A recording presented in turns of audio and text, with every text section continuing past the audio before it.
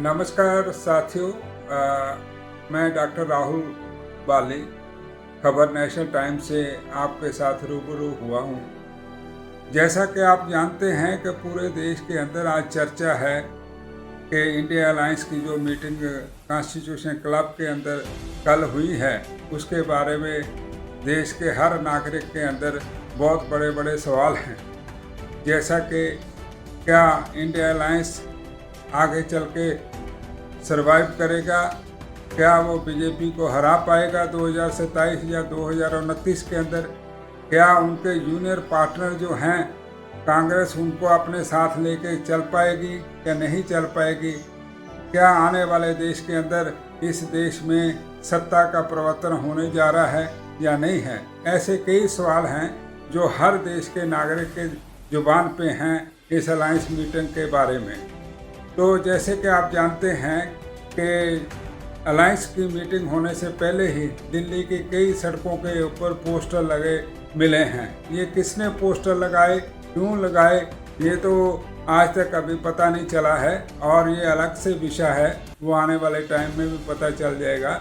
लेकिन सबसे बड़ी बात ये है कि जो पोस्टर लगे हैं उस पोस्टरों में जो है शरद पवार पार्टी के बारे में भी जिक्र हुआ है। आप जैसे जानते हैं कि इस 23 पार्टी की मीटिंग के अंदर केजरीवाल जी, डीएमके और सीपीएम के कोई लोग भी शामिल नहीं थे। इससे पता चलता है कि ये कितना अलायंस कमज़ोर है और इनके जो जूनियर पार्टनर्स हैं उसके बारे में कांग्रेस बिल्कुल भी अच्छे तरीके से उनको ट्रीट नहीं करती दिख रही है।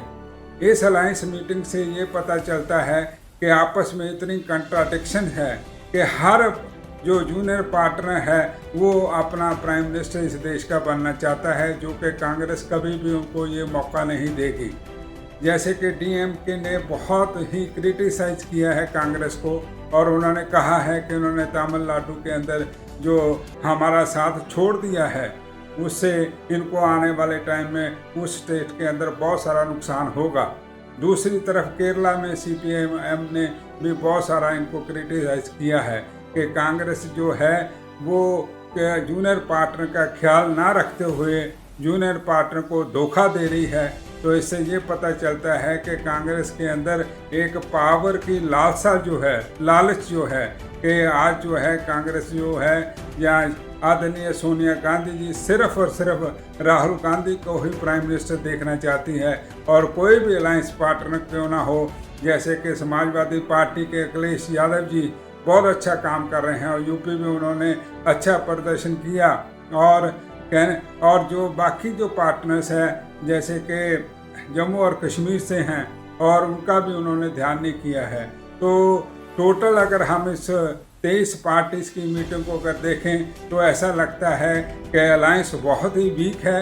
ये किसी तरीके से भी 2027 जो है यूपी और पंजाब के इलेक्शन बहुत इम्पोर्टेंट है। इम्पोर्टेंट तो सब स्टेटों के इलेक्शन होते हैं, लेकिन इनके लिए मरो और जियो की जो है वो इलेक्शन की फाइट है 2027 के अंदर यूपी और पंजाब के अंदर, क्योंकि पंजाब में भी सत्ता से बाहर है कांग्रेस और यूपी में तो कई सालों से है सत्ता में पार है।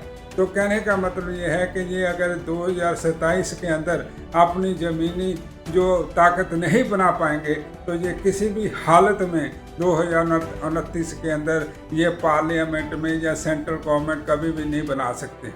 देखिए, जैसे कि दोस्तों आप जानते हैं कि कांग्रेस हमेशा ही, दूसरे पार्टियां भी सारे ही चाहती हैं कि पार्लियामेंट के ऊपर कब्जा किया जाए, लेकिन कांग्रेस की इतनी भूख है कि जैसे आपने अभी देखा कि कर्नाटका के अंदर सिद्धारमैया जी को सिर्फ 2.5 साल ही दिए गए हैं और उसके बाद जो है डी कुमार जी को उनका सीएम बना दिया है। बड़े ही शान शौकत से राहुल गांधी जी वहां गए कर्नाटका में और उनको जो है सीएम डिक्लेयर कर दिया गया और बड़े जो है जोर शोर से उसका फंक्शन भी किया गया और बहुत सारे नेता जो है कांग्रेस के उनको बधाई देने के लिए गए हैं। एक तरफ तो इनका ये हाल है कि कर्नाटका के अंदर भी अपने साथी को 5 साल देने के लिए ये तैयार नहीं है।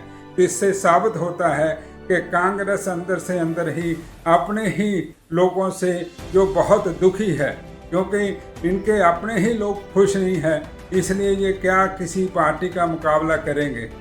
बीजेपी ने हमेशा ही अपने अलायंस पार्टनर को ख्याल रखा, उनको जैसे ही मक्खन मलाई चाहिए वैसे ही मक्खन मलाई उन्होंने खिलाई है पूरे इस जो 12-13 साल के अंदर है। तो उनका पूरे देश के अंदर ऐसा इमेज है कि ये अपना ही नहीं बल्कि अलायंस पार्टनर, चाहे वो जूनियर हो चाहे वो सीनियर हो या कोई भी हो, उसका भी पूरा ध्यान रखती है।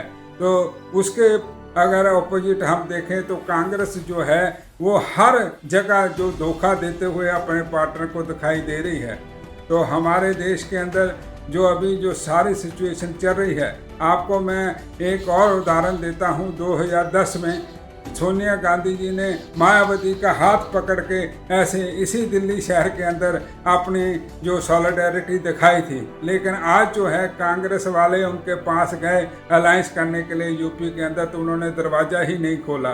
तो इससे साबित होता है कि कांग्रेस के ऊपर आज जूनियर पार्टनर कोई भी है पूरे देश के अंदर, वो अब भरोसा नहीं करता है, क्योंकि कांग्रेस जो है अपने जूनियर पार्ट को, जैसे डीएमके जो है वो जो है डीएमके इसके ऊपर जो इल्ज़ाम लगा रही है कि सीपीआई में केरला से इल्ज़ाम लगा रही है कि कांग्रेस ने हमें धोखा दिया है।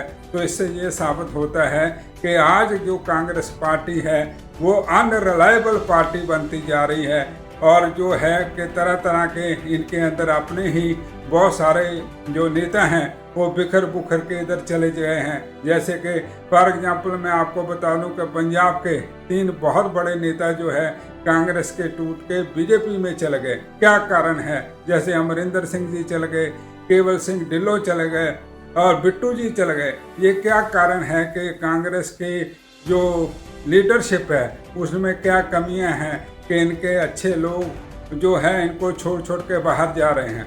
यहाँ तक मैं दलितों की बात करूँ कि दलित कांग्रेस के अंदर वो लोग हैं जो यानी कि दूसरी पार्टियों से धक्के खा के, और राहुल गांधी जी ने उनका अपने पार्टी के अंदर संभाल लिया। वो सोचते हैं कि शायद यही 2-4 चेहरे दलित पार्टी के दलित लोग हैं जो कांग्रेस को सेंट्रल गवर्नमेंट बनाने में मदद करेंगे।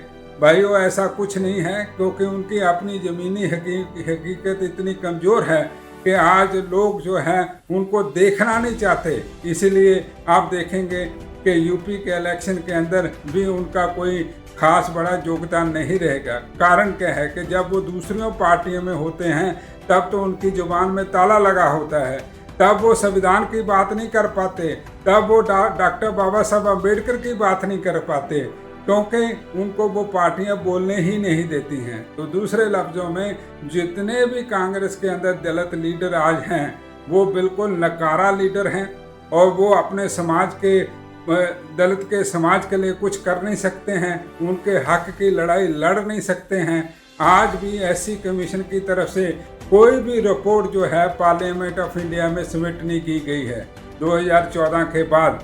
अब इनसे पूछना चाहिए समाज के लोगों को कि जो कि कॉन्स्टिट्यूशन की प्रोविज़न है कि एससी कमीशन को जो रिपोर्ट है पार्लियामेंट में सबमिट करनी है, और वो रिपोर्ट जो है डिस्कस होती है, ताकि आने वाले टाइम में हमारे दलित भाइयों के ऊपर अत्याचार ना हो, और उसका जो कानून बनाने हैं या उनकी जो प्रोविजंस करनी है वो जो है वो पूरे तरीके से की जाए। तो आज जो साथियों, मैं इस बात पे डिस्कशन करने के लिए आपके साथ आया था कि ये अलायंस की जो मीटिंग है वो फेल दिखाई दे रही है। उनके चेहरों से ये लग रहा था कि ऐसा लग रहा था कि कितने मायूस हो चुके हैं। जैसे ममता दीदी के तो बहुत सारे एमएलए बीजेपी में जाने के लिए तैयार बैठे हैं, मीटिंग भी हो चुकी है, तो उनकी पार्टी तो टूटती दिख रही है। और क्या वो आगे जाके जैसे कि आ रहा है कि वो कांग्रेस में मर्ज कर दें, तो क्या वो आगे जाके मर्ज करती हैं, ये उनका अपना पर्सनल डिसीजन है, राजनीतिक डिसीजन रहेगा। मैं इसके ऊपर कोई टिप्पणी नहीं करना चाहूँगा, लेकिन मैं इतना जानता हूँ कि अगर दीदी ने इनके साथ मर्ज किया तो दीदी भी उन्हीं चक्करों में फंस जाएगी जैसे कि राहुल गांधी आज फंसे हुए हैं।